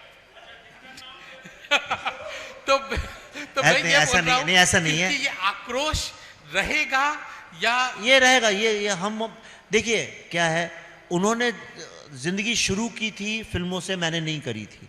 अब मैं परिपक्व हूं तो मेरे में वो प्रॉब्लम नहीं है। लेकिन मैं एक बात बताता हूं, सारा पतन कैसे होता है। जब आप एक फिल्म बनाते हैं, किसी का नाम नहीं ले रहा हूं, बहुत काबिल प्रोड्यूसर और डायरेक्टर हैं, अनडाउटेडली बहुत काबिल हैं और भारत का नंबर 1 चलाते हैं, लेकिन मैं बोलूंगा नहीं तो लोग समझ, स्टूडेंट ऑफ द ईयर जब आप एक फिल्म बनाते हैं नहीं, और उसके अंदर जो स्टूडेंट्स हैं, वैसा स्टूडेंट आपने कहीं देखा है इंडिया में आज तक? आपने अपने कॉलेज में देखा है कि लड़कियां, या स्टीफेंस में, कहीं स्टीफेंस वगैरह तो बहुत मॉडर्न कॉलेज हैं, कि लड़के बस आते हैं, गाड़ी से उतरते ही साथ वॉलीबॉल खेलने लगते हैं? कभी देखा है आपने? तो जब आप student of the year film का नाम रखते हैं और ऐसा एक भी स्टूडेंट पूरे भारत में नहीं होता है, तो मतलब कहीं तो कुछ बहुत गड़बड़ है। दूसरी चीज आपको मैं बताता हूं कि अगर गलत सुर में लोग गाना गाने लगे, जितने भी लोग आपके सामने हो, और कई साल तक वैसा गाएं, तो आपको फिर अच्छा सुर गलत लगने लगेगा। यही भारतीय फिल्मों के साथ हुआ है। हमने संगीत और कविता और भाषा के साथ जो अन्याय किया, जो उसको तोड़ मरोड़ के बहुत ही, कई लोग कहते हैं नहीं साहब हम इंग्लिश में लिखते हैं क्योंकि आज की ऑडियंस इंग्लिश बोलती है। ये गलतफहमी है लोगों की, आपको नहीं आती इसलिए आप इंग्लिश में लिखते हैं। मैं तो इतना घूमता हूँ यूपी में, बिहार में, मध्य प्रदेश में, आपको क्या बताइए, तमिलनाडु के सारे बच्चे मैं जाता हूँ क्या इंग्लिश में बात करते हैं? मेरे सारे तमिल वाले दोस्त हिंदी में बात करते हैं। नहीं मेरे तो नहीं करते, तमिल में करते हैं सर। लेकिन जमशेदपुर में पले बड़े थे सब। हम लोग हिंदी में बात कर रहे हैं, एक दो वर्ड इंग्लिश के हो सकते हैं, लेकिन टेढ़ी मेढ़ी इंग्लिश की जो भाषा है, भारत का हर बच्चा सिर्फ हिप हॉप सुनता है या भांगड़ा सुनता है, ये तो संभव नहीं है, ये गलतफहमी है। फिर भोजपुरी भी सुनता है, फिर आप भोजपुरी क्यों नहीं लाते अपने गाने में? सिर्फ भंगड़ा ही क्यों लेके आते हैं? क्योंकि भाई आपको भंगड़ा समझ में आता है। तो सवाल यह है कि पहले डायरेक्टर राइटर्स बैठ के ये सोचते थे कि ऑडियंस की समस्या क्या है, ऑडियंस क्या सुनना चाहती है, किस परिवेश की कहानियां सुनना चाहती है। उससे हटके अब ये हो गया है कि स्टूडियो क्या सुनना चाहता है और उसके लिए सब लिखा जा रहा है। समस्या है वहां। तो मैं कोशिश ये कर रहा हूं कि अच्छे सुर की कहानियां सुनाऊं, ताकि लोगों को फिर से कर्ण सुर हो जाते हैं ना, तो उस सुर की आदत पड़े। चलिए, मैं मतलब कर्ण प्रिय है या नहीं आपकी फिल्में और उसका बैकग्राउंड म्यूजिक रोहित शर्मा देते हैं, आपके फिल्मों का बैकग्राउंड म्यूजिक, उसका कर्ण प्रिय है या नहीं, लेकिन आवाज़ दिल तक तो बहुत ज़ोर से पहुंचती है, कभी कभी डर भी लगने लगता है। तो मैं अब आ रहा हूं आपके फिल्मों के विषय पे कि कश्मीर फाइल्स पे बहुत बातें हो चुकी, सारी बातें हो गई हैं। फिल्म आई, फिल्म की अपनी किस्मत थी, फिल्म अपने हिसाब से चलती है। ताशकंद फाइल की बात होगी, मैं बंगाल फाइल्स की बात करना चाहूँगा क्योंकि इन दिनों उसी की बात कर रहे हैं। क्योंकि बंगाल फाइल्स को लेकर एक बात तो तय है कि जब आपकी फिल्म आती है तो आप आंख नहीं मूंद सकते हैं, या तो आप अपने आप को समझाते हैं कि मैं नहीं देखने जाऊँगा, या नहीं तो आप देखते हैं। ठीक है, आप उसको लेकर आंख नहीं बंद कर सकते कि विवेक जी की फिल्म आई है और पता नहीं चला क्या हुआ है। तो डायरेक्ट एक्शन डे, मुझे यहाँ पे चूँकि संवादी जो है वो हिंदी है, हम का कार्यक्रम है, तो जो बच्चे बैठे हैं उसमें से कई हिंदी डिपार्टमेंट के बच्चे हैं यहाँ पे। डायरेक्ट एक्शन डे क्या है, इस मतलब क्यों इसकी घोषणा की गई, क्यों और हम क्यों भूल जाते हैं डायरेक्ट एक्शन डे को? इसका हिंदी में अनुवाद है संपूर्ण संग्राम दिवस। हाँ, बंगाल में भी इसको संपूर्ण संग्राम दिवस ऐसे करके बोला गया था। ये हुआ, सारा मसला ऐसे हुआ था। मैं वो नहीं बोलूँगा टू नेशन थ्योरी वगैरह, ये पॉलिटिशियंस बोलते हैं और मैं भी बहुत बोल चुका हूँ, लेकिन मैं आपको एक अलग पक्ष आज पहली बार बता रहा हूँ। हुआ ये था कि टू नेशन थ्योरी को पॉलिटिकल लेवल पे तो ये बोला गया कि भाई हिंदू मुस्लिम अलग हैं, इसलिए मुस्लिमों का अलग राष्ट्र बनना चाहिए। ये तो पॉलिटिकल मेन स्ट्रीम नैरेटिव था, जो आज भी मुझे भी आश्चर्य है कि जो इसके खिलाफ हैं, जो पॉलिटिशियंस, वो भी कभी लोगों को क्यों नहीं समझाते कि इसका अर्थ क्या था। ये बोला गया था उसको सोशल लेवल पे कि जो हिंदू हैं वो नापाक हैं, इसलिए पाक लोगों के लिए एक अलग राष्ट्र बनना चाहिए, इसीलिए उसका नाम पाकिस्तान है। तो पाक लोग नापाक लोगों के साथ नहीं रह सकते हैं, ये दलील जो है ये जिन्ना ने भी दी, हमने फिल्म में भी दिखाई है। ये दलील पूरी दी गई थी, ये आर्ग्यूमेंट है। इस आर्ग्यूमेंट के बारे में लोग इसलिए नहीं बात करते हैं, इसमें हिंदू मुस्लिम ये शब्द आ जाते हैं, पाक नापाक कौन करे, इससे कुछ लोग आहत होंगे। किसी को आहत होने की जरूरत नहीं है।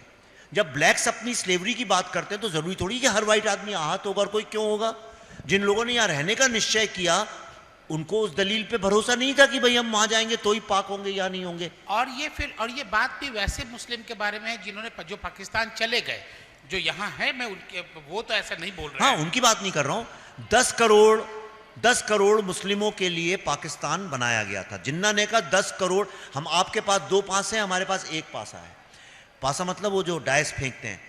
तो खेल कैसे हो सकता है भाई, आप तो हमेशा जीतेंगे। तो हम 10 करोड़ लोगों के लिए अलग पाकिस्तान बनना चाहिए। उसका रिलीजियस नैरेटिव ये था कि पाक लोग नापाक लोगों के साथ नहीं रह सकते। नापाक मतलब हम, पाक मतलब वो। 4.5 करोड़ मुस्लिम लोग भारत में रह गए, उन्होंने निश्चय किया हम यहीं रहेंगे। तो जो 4.5 करोड़ लोग यहां पे रह गए, मतलब जमुना ने गंगा में मिलने का निश्चय किया, करेक्ट। जमुना ने बोला अब मैं गंगा में मिलने का मैंने निश्चय किया है, अब मेरा अस्तित्व खत्म, आज से मैं गंगा हूं और मैं भी पाक हूं, तुम भी पाक हो, तुम नापाक हो तो मैं भी नापाक हूं, इसलिए तो मैं यहां रह रहा हूं तुम्हारे साथ। और बचे हुए जो 5.5 करोड़ थे उन्होंने बोला हम इन नापाक लोगों के साथ नहीं रहेंगे और वो छोड़ के चले गए। मोटी मोटी ये बात हुई, युद्ध हुआ पाक और नापाक लोगों के बीच में, हम हार गए वो जीत गए, जिन्ना जीता हमारे, ये सत्य है। तो जो 3 नैरेटिव्स हैं, एक जो लोग हारे सेनापति उनको हारे हुए नेता मानना आवश्यक है। दूसरी बात, पाक लोगों के लिए पाकिस्तान बन गया। तो ये जो डायरेक्ट एक्शन डे था इसी मुद्दे पे उठा था कि भाई इतना ज्यादा लोगों को मार डालो, नापाक लोगों को कलकत्ता में, ताकि पॉपुलेशन जो डेमोग्राफी है उसमें पाक लोग ज्यादा हो जाएं और पॉपुलेशन के लेवल पे बंटवारा होगा तो कलकत्ता पाकिस्तान में चला जाएगा। और वहीं मारा गया, एनहाइलेशन जिसको इंग्लिश में बोलते हैं, उनको खत्म करने के लिए कत्लेआम जिसको बोला जाता है उर्दू में, वो चालू हुआ सिलसिला। फिर 2 दिन के बाद गोपाल मुखर्जी, और अकेले नहीं और भी कई लोग थे, अनुशीलन समिति के लोग भी थे और बहुत सारे लोग हैं, हमारी फिल्म में उनके नाम नहीं लिए पर हमने उनको शरीर और हुलिये में दिखाया भी है 2-4 लोगों को। तो फिर गोपाल मुखर्जी ने ये बोला कि भाई हिंदू लोग इतने बटे हुए हैं तो इनको क्यों नहीं यूनाइट किया जाए, जोड़ा जाए। और उसमें फिर फिल्म देखिए आप तो आपको समझ में आएगा, उनको जोड़ के फिर पलटवार किया। जब पलटवार किया तो फिर सोहरावर्दी ने घुटने टेक दिए और आर्मी को बुला लिया। उसका बदला लेने के लिए तब भी जो है पार्टीशन की बात तय नहीं हुई। उसका बदला लेने के लिए फिर नोआखली को लेबोरेटरी बनाया गया क्योंकि वहां पे इनकी आबादी ज्यादा थी, और उनने ये ऐलान किया कि इतने हिंदुओं को काटो कि हिंदू कांग्रेस, तब कांग्रेस को हिंदू कांग्रेस बोलते थे, कि हिंदू कांग्रेस वैसे ही डर जाएगी और घुटने टेक देगी। और यही हुआ, नोआखली में इतना कत्लेआम हुआ कि कांग्रेस डर गई, उसने घुटने टेक दिए, गांधी जी वहीं रह गए। 1960 में एक बीबीसी या कोई पत्रकार ने, नाम भूल रहा हूं, आप पत्रकार हैं आपको मिल जाएगा नाम, 1960 में नेहरू जी से जब सवाल पूछा कि भाई आप पार्टीशन के लिए कैसे राजी हो गए, आपको पता है ये बात, तो नेहरू जी ने बोला, इंग्लिश में बोला था, मैं हिंदी में अनुवाद कर रहा हूं, उन्होंने बोला कि हम कत्लेआम से इतना डर और थक गए थे कि हमें हिम्मत नहीं बची थी आगे और लड़ने की। ये नेहरू जी का स्टेटमेंट है। पाकिस्तान में किसी ने यह स्टेटमेंट आज तक नहीं दिया। अब मैं उल्टा सवाल यह पूछता हूं, किसी युद्ध में क्या कोई सेनापति यह कह सकता है कि भाई हम थक गए थे इसलिए हमने हारना स्वीकार किया? ये 2 बार बोला है उन्होंने, 2 बार बोला है उन्होंने। आसाम में भी बोला। हाँ, नहीं मैं इसलिए विदेशी जर्नलिस्ट का नाम ले रहा हूं, इससे ये स्वीकृत हो जाता है कि शायद सत्य बोला होगा। हिंदी अगर मैं बोलता अनंत विजय जी ने पूछा है तो कहेंगे एजेंडा चलाते हो। चाइना वॉर के समय तो रेडियो पे आके बोला था कि हम थक गए, हम थक गए थे। तो आप मुझे ये बताइए, एक महान व्यक्ति, महान नेता हो ये आवश्यक नहीं है। गांधी जी, नेहरू जी महान व्यक्ति थे, उनके जीवन में उन्होंने बहुत बड़े बड़े अच्छे सफल काम भी किए, लेकिन युद्ध की स्थिति में वो विफल नेता थे, ये भी सत्य है। अगर वो सफल नेता होते तो इतने लोग मरते नहीं, भारत का बंटवारा होता नहीं। जी सर, सोहरावर्दी के बारे में और जिन्ना के बारे में हम लोग काफ़ी पढ़े हैं इतिहास में, उसको काफ़ी जगह दिया गया है, अलग अलग तरीके से हम लोगों ने देखा है। ये गोपाल मुखर्जी या गोपाल पाठा, ठीक है, ये इस पे आपका रिसर्च कैसे हुआ? क्योंकि इनके ऊपर कोई किताब नहीं लिखी गई है, कोई बहुत डॉक्यूमेंट नहीं तैयार किया गया है, ये मतलब अखबारों में भी इनको काट दिया गया।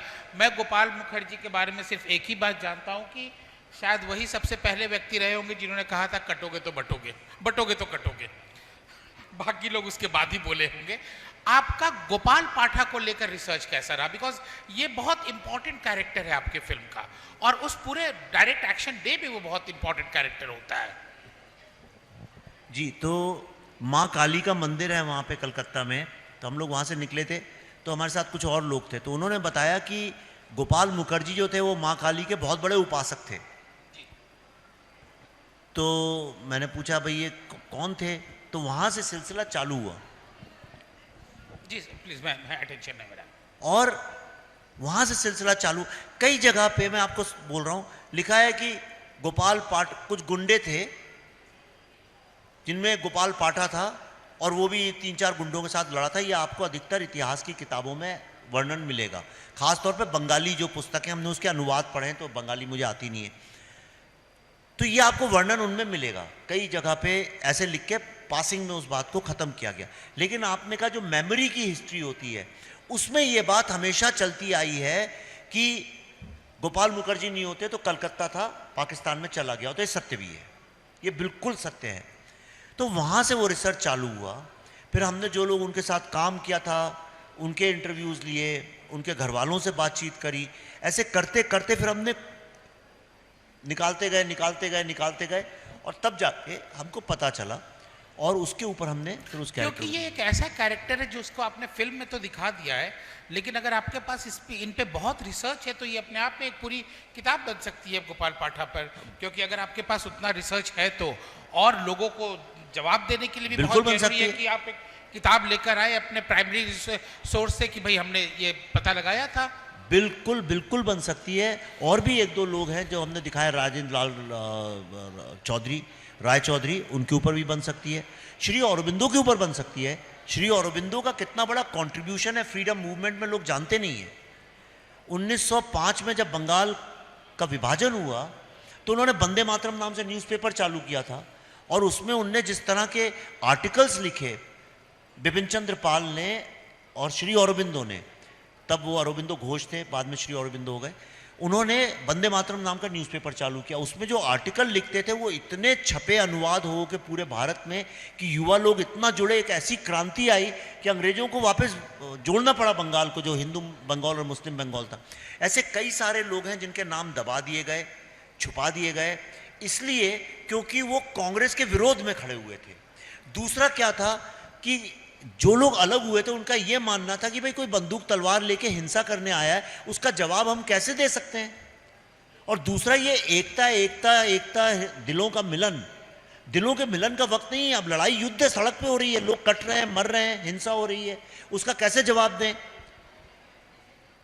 तो जो लोग छोड़ के उतरे, उन लोगों के ऊपर मेरे ख्याल से और बातचीत होनी चाहिए। क्योंकि देश में अहिंसा, मैं खुद बहुत अहिंसावादी हूं, मैं मानता हूं, लेकिन अहिंसा पीस टाइम के लिए होती है, अहिंसा वॉर टाइम के लिए नहीं होती है। महाभारत में भी अहिंसा पीस टाइम में है, वॉर टाइम में नहीं है। रामायण में भी अहिंसा पीस टाइम में है, वॉर टाइम में नहीं है। अहिंसा एंड क्षमा, ये जो 2 चीजें हैं, ये वॉर टाइम के लिए नहीं है। जब युद्ध होता है, आप मुझे बताइए, अगर कोई आपको मारेगा तो आप क्या करेंगे? मार खा के कहेंगे और गले मिलते हैं भाई, दिलों का मिलन करते हैं, या उतार के एक जूता मारेंगे उसको? तो आपने जब लॉजिक तोड़ के एक नई लॉजिक क्रिएट करने की अच्छा, दूसरा कहते हैं कि ये हिंदू परंपरा है, हिंदू फिलॉसफी है, हिंदू धर्म है, ऐसा कहीं भी नहीं है। सबसे ज्यादा विश्व में अगर हथियार लेके देवी देवता हैं तो हमारे यही हैं। आपने बताइए विश्व में और कहां पे, कौन से ऐसे धर्म में या मान्यताओं में आपने देखा है देवियां जो हैं वो खड़ी हुई हैं तलवारें और कृपाण हल लेके या कोई चीज मारने के हथियार लेके? कहां पे आपने देखा है? हमारे यहाँ है। माँ काली को देखो, दुर्गा को देखो, हर कोई अपने रूप में आता है। देवताएं देख, कितने देवता हैं। वो ये है कि जब राक्षस सामने हो तो आपको अलग रूप करना पड़ता है। शिव तो आदि योगी हैं, योगी मतलब शव, शिव शव नाम से निकला है। लेकिन शिव भी जब उतरते हैं तो आप देखिए पूरी दुनिया को भस्म करने की ताकत रखते हैं। दोनों ताकतें होनी चाहिए। युवा हो तुम लोग, मैं अपने जीवन के अनुभव से एक बात कह सकता हूं, सारी जिंदगी शिव की तरह बिताओ, शव की तरह से। लेकिन जब वक्त आए तो अपने अंदर की शक्ति दुर्गा को जगाओ, उसको मरने मत दो। गांधी जी ने यह किया था कि अंदर का जो दुर्गा है, जो शक्ति है, कहा था इसको खत्म कर लो, आत्महत्या कर लो, और मेरे ख्याल से वो गलत बात थी। एनीवे, तो ये इसका परिवेश। मैं उधर इसलिए नहीं जाना चाह रहा हूँ क्योंकि मैं चाहता हूँ कि आप लोग इस फिल्म को देखें, और देखने से पहले एक बार गूगल पे जाकर डायरेक्ट एक्शन डे के बारे में थोड़ी सी जानकारी ले लीजिए, तब फिल्म देखने जाइए तो आपको कॉन्टेक्स्ट समझ में आएगा कि आप क्या देख रहे हैं। दूसरी बात, अगर आप शिमलर्स लिस्ट देख सकते हैं, लाइफ इज़ ब्यूटीफुल देख सकते हैं, तो ये आपको देखना चाहिए कि हम क्या भुगते हैं या ये देश क्या भुगता है। हम का मतलब मैं किसी एक ग्रुप की बात नहीं कर रहा हूँ, ये देश क्यों भुगता है। लेकिन जब मुझे याद दिला के बताना पड़ता है कि आप ये देखने जाइए, तो ये बंगाल का ये मेमोरी लॉस क्या है। मतलब आप देखिए कि हमारे परिवार में भी अगर कुछ ऐसी बातें रही हैं, जब खिलजी का आक्रमण हुआ था, बख्तियार खिलजी का बिहार में, तो हमारे परिवार की भी कुछ कहानियां रही हैं उसमें, और तब से लेकर आज तक उस कहानी को मेरे घर में जिंदा रखा गया है, कि इस बात को जिंदा रखा गया है। मैं अपनी बेटी को भी वो कहानी सुना चुका हूँ।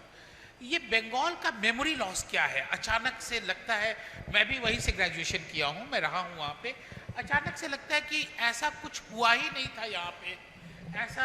तो ये बंगाली कैरेक्टरिस्टिक्स है, ये कोई कम्युनिटी कैरेक्टरिस्टिक्स है, या नहीं, ये पूरे देश का प्रॉब्लम है। नहीं, इसका कारण राजनीतिक है। राजनीतिक इसलिए है कि कांग्रेस का बहुत विरोध हुआ था बंगाल में, इसलिए उस आवाज़ को दबाने की एक डिज़ाइन तरीके से कोशिश की गई, नंबर 1।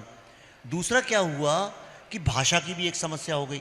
लेकिन मेमोरी लॉस बंगाल में नहीं है। हमारी फिल्म तो बंगाली लोग तो तड़प रहे हैं देखने के लिए, उसको बैन इसलिए तो किया गया है। मेमोरी लॉस होता तो उसे बैन नहीं किया जाता, तो इसलिए उसको बैन किया गया है। ऐसा कुछ भी नहीं है। लेकिन ऐसा अभी रिस्पांस कैसा है बंगाल में, चलने दिया जा रहा है कि नहीं? मैं जा रहा हूँ परसों दिखाने। मैं भी लड़ने वालों में से हूँ, हारने वालों में से नहीं। हारना है नहीं, जो जिसकी परमिशन मिल गई है वो तो परमिशन नहीं मिली किसी चीज। मतलब सीबीएफसी ने जब कह दिया है कि आप दिखा सकते हैं, तो पर आप ये कहीं भी दिखा सकते हैं। लेकिन मेमोरी लॉस 5 सितंबर के पहले था, अब हमारी फिल्म आ गई, अब मेमोरी लॉस नहीं बनेगा। मैं आपको लिख के देता हूँ, भारत का बच्चा अब डायरेक्ट एक्शन डे, गोपाल पाठा और भारत के पार्टीशन के सच को जानेगा। ये एक फिल्म की ताकत है जो हमने सामने लाके रख दी है। मुझे समय समाप्त होने का इशारा मिल गया है, लेकिन चूंकि स्टूडेंट्स हैं उतना जोर से हाथ हिला रहे हैं, तो आप पूछ लीजिए। पूछ लो यार, पूछो बिल्कुल। ये बहुत 2 हाथ उठाए तुमने। दो हाथ सवाल एक पूछना। लेकिन थैंक यू। मैं खड़े होना नहीं चाहता। खड़े हो जाओ तो शक्ल दिखेगी अच्छे से। अरे अच्छा, फोटो भी आ जाएगा हमारे फॉर द रेवरेंस। ओके, आप बड़े हैं definitely. 23, okay. I'd like to ask one question, maybe in English or Hindi. थोड़ा माइक ऊपर कर लो। ओके, एकदम सटा लेता हूँ। चलो, तो मेरा सवाल ये है कि जो इतनी विडंबना चल रही है ये पूरी पृथ्वी पे, ना कि केवल भारत में, ना कि केवल इजराइल में, ना कि केवल अमेरिका, ना कि केवल रूस, ना कि केवल यूक्रेन, ओके, ये सिर्फ हमारी ह्यूमन इंड्यूस्ड इमोशंस जो हैं, इनको हमने, मैम कहाँ थी जो काफ़ी सेक्सुअली लिबिडो के बारे में बात करी थी, काफ़ी डिज़ायरेबल थी, फिलैंड्रेस एंड विमेनाइजर्स। ओके, मैं सवाल पे आ रहा हूँ। सवाल पूरे अभी मतलब थोड़े से लगातार अभी थोड़े से एक एस्पेक्ट्स है मेरे, जो कि थोड़ा सा अनफैथमेबल है इस मोमेंट के लिए, जो आप लोगों ने काफ़ी बेहतरीन न्यूरो डाइवर्जेंस एंड अफाजिया को मेरे रिफ्लेक्ट किया एंड हर्ट किया है। ओके, तो मेरा सवाल ये है कि जो फिल्म्स आप बना रहे हैं, बंगाल फाइल्स, ये मुस्लिम एंड हिंदुइज्म बेस्ड जो भी अभी चल रही है, शिव की नाम लिया आपने, शिवा को आप जानते हैं क्या, या माँ पार्वती को? आप अपने सवाल पे आइए। मैं सवाल पे ही आ रहा हूँ। ये सारे मेरे आंसर्स एंड मेरे सवाल हैं, मैं कोई आंसर्स एक्सपेक्ट नहीं कर रहा आप लोगों से। पूछो, मुझे अच्छा लग रहा है सुन के। पूछो। Thank you so much. And ये मेरा सवाल नहीं है, ये मेरा आंसर्स भी है। आपसे मेरे कोई एक्सपेक्टेशन नहीं है आपके आंसर्स का। Okay, thank you.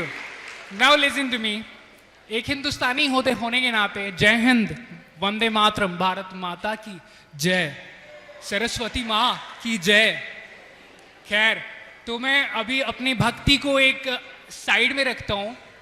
अगर ये स्यूडो इंटेलेक्चुअलिज्म है मेरी, अगर मेरी ये जो भी मेरी जर्नी रही है, मेरी ये नॉलेजेबल जर्नी रही है, जो अनफैथमेबल ओशियानिक जर्नी रही है। एक सेकेंड, क्या आपको मैं साइको लग रहा हूँ? एक सेकेंड, बोलो बोलो बोलो हेलो, बोलो बोलो। ओके ओके, मैं सुन रहा हूँ। Thank you.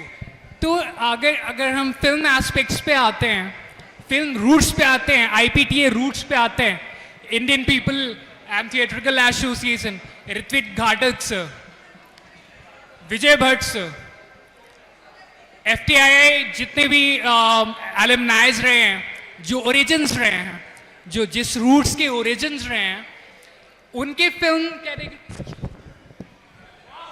सर बोलने दीजिए ना, क्या हो गया? तो एक सुनो, नहीं बोलने दो, सुनो भाई साहब, बोलने दीजिए ना उसको। नहीं तो ऐसे ही बोलो, चलो मैं सुनूंगा, बोल पर सुनो, बाकी लोग भी इंटरेस्टेड हो, इसलिए थोड़ा शॉर्ट में बोल दो, जोर से बोलो।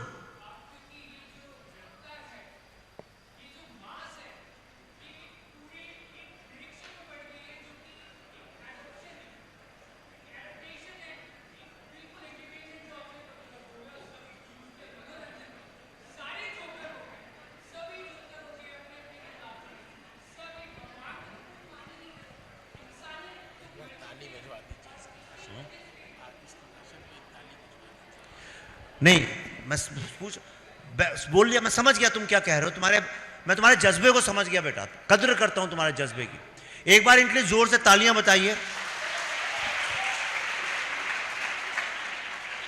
ये मैं चाहता था इस तरह से स्टूडेंट्स खड़े होकर मैं भी तुम्हारी तरह सवाल पूछता था, लेकिन मैं तुम्हें एक बात बताता हूं, जब तुमने कहा सरस्वती भक्ति का विषय नहीं है मेरे लिए। मुझे लगता है सुनो मेरी बात सुनो, खत्म, 1 सेकंड लगेगा। सरस्वती भक्ति का विषय नहीं है, सरस्वती मेरे लिए एक सिंबॉलिज्म का विषय है, सिंबॉलिज्म का। या सरस्वती जब हम बोलते हैं, एक शब्द में हम कला साहित्य को लेके आते हैं। मेरा ऐसा मानना है, कला और साहित्य जो है, जो हमें जानवरों से क्या चीज अलग करती है, कला और साहित्य। और कला और साहित्य जो है, संगीत, कला और साहित्य, 3 चीजें एक सोसाइटी का सोल होता है। और सोल जो है उसको आप डिवाइड नहीं कर सकते लेफ्ट और राइट में। हर किसी को जब तक ऑल्टरनेट ट्रूथ सामने नहीं आएंगे तब तक आप पूर्ण सत्य कभी समझेंगे नहीं। Thank you. वो भी सही है, ये भी सही है, और तुम भी सही हो। सत्य क्या है किसी को नहीं पता। जो कहता है मुझे सत्य पता है, वो सबसे बड़ा अज्ञानी व्यक्ति है। बहुत बहुत शुक्रिया सर। मुझे भी नहीं पता सत्य क्या है। जो तुम FTI के लोगों की बात कर रहे हो, उनको भी नहीं पता सत्य क्या है, और तुमको भी नहीं पता सत्य क्या है। हम सब अंधों के हाथी हैं। बहुत बहुत शुक्रिया। ठीक है, हम सब 5 अंधे हैं जो हाथी को डिस्क्राइब कर रहे हैं। मुझे लगता है, लेकिन हाथी है, इसमें किसी को संदेह नहीं है। ठीक है, बाकी की बात अपन बाहर करेंगे। एक जोरदार तालियां तो होनी चाहिए एक बार। विवेक जी, आप इतने विस्तार से बात किए और मुझे सवाल पूछने का मौका दिया, बच्चों के सवालों को आपने लिया, बहुत बहुत शुक्रिया। आपकी फिल्म के लिए बहुत शुभकामनाएं। मैं इस वीकेंड पे आपकी फिल्म देखने जा रहा हूं, और मैं आपसे भी अनुरोध कर रहा हूं, मैं आप लोगों से रिक्वेस्ट कर रहा हूं कि इस फिल्म को जरूर देखिए, क्योंकि कई बार ऐसा होता है कि हमें अंधेरे कोने में बैठ के भी अंधेरा देखना चाहिए। तो ये बातचीत को हम यही समाप्त करते हैं। हमारे बीच में चेतन भगत जी भी आ गए हैं, और अब भगत सर की क्लास लगेगी। उससे पहले धन्यवाद। मैं सत्र के वक्ताओं से अनुरोध करूंगी